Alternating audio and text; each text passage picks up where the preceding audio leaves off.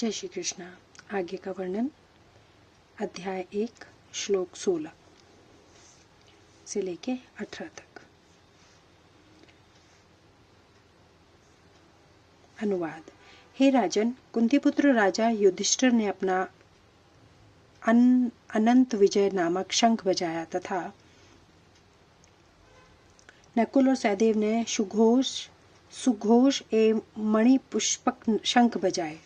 महान धनुर्धर काशीराज, परम योद्धा शिखंडी, धृष्टद्युम्न, विराट, अजय, सात्यकी, द्रौपदी के पुत्र तथा सुभद्रा के महाबाहु पुत्र आदि सबों ने अपने अपने शंख बजाए।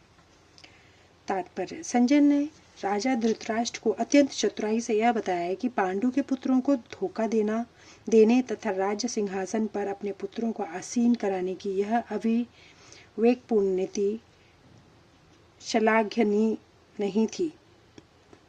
लक्षणों से पहले से ही यह सूचित हो रहा था कि इस महायुद्ध में सारा कुरुवंश मारा जाएगा। भीष्म पितामह से लेकर अभिमन्यु तथा अन्य पौत्रों तक विश्व के अनेक देशों के राजाओं समेत उपस्थित सारे के सारे लोगों का विनाश निश्चित था। यह सारी घटना राजा धृतराष्ट्र के कारण होने जा रही थी, क्योंकि उसने अपने पुत्रों की कुनीति को प्रोत्साहन दिया था। श्लोक 19।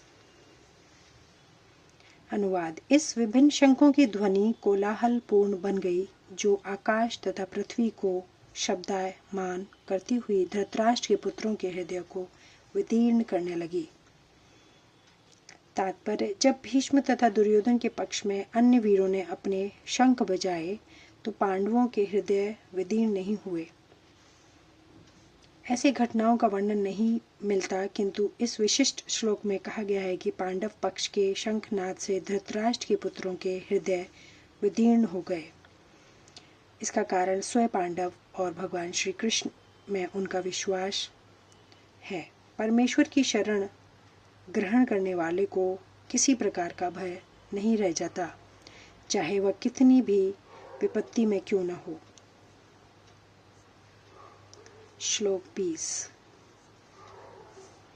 अनुवाद। उस समय हनुमान से अंकित ध्वजा लगे रथ पर आसीन पांडुपुत्र अर्जुन अपना धनुष उठाकर तीर चलाने के लिए उद्यत हुआ। हे राजन, धृतराष्ट्र के पुत्रों को व्यूह में खड़ा देखकर अर्जुन ने श्री कृष्ण से ये वचन कहे। युद्ध। तात्पर्य। युद्ध प्रारंभ होने ही वाला था। उपयुक्त कथन से ज्ञात होता है कि पांडवों की सेना की अप्रत्याशित व्यवस्था से धृतराष्ट्र के पुत्र बहुत कुछ निरुत्साहित थे, क्योंकि युद्ध भूमि में पांडवों का निर्देशन भगवान कृष्ण के आदेश अनुसार हो रहा था। अर्जुन की ध्वजा पर हनुमान का चिन्ह भी विजय का सूचक है, क्योंकि हनुमान ने राम तथा रावण युद्ध में राम की सहायता की थी, जिससे राम विजय हुए थे। इस समय अर्जुन की सहायता के लिए उनके रथ पर राम तथा हनुमान दोनों उपस्थित थे। भगवान कृष्ण साक्षात राम है, और जहाँ भी राम रहते हैं वहाँ उनका नित्य सेवक हनुमान होता है तथा उनकी नित्य संगिनी वैभव की देवी सीता उपस्थित रहती हैं। अतः अर्जुन के लिए किसी भी शत्रु से भय का कोई कारण नहीं था।